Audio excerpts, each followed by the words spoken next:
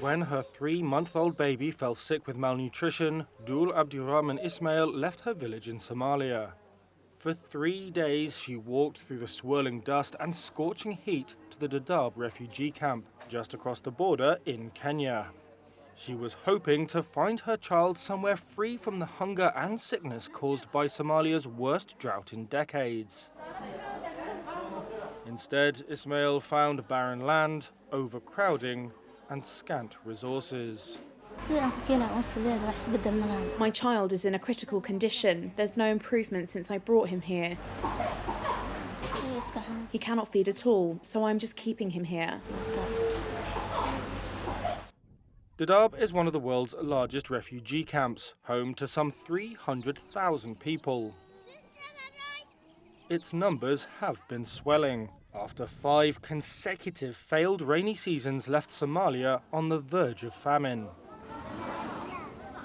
In the past 2 years, drought has displaced 1 million Somalis and around 100,000 have fled to Kenya, according to UN data.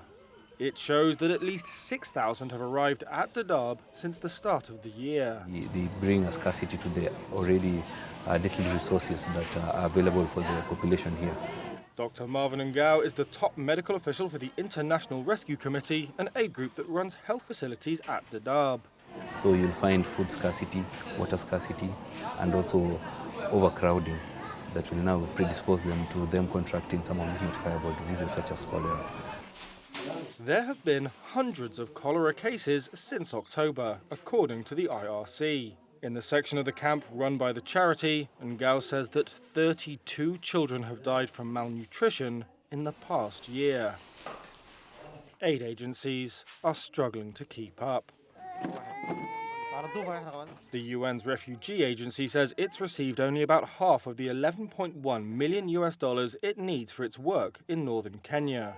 But the camp continues to grow. Hundreds enter Dadaab every day. The UN says new arrivals could be 90,000 by the end of the year, as those like Ismail and her baby search for a place of shelter from Somalia's unrelenting drought.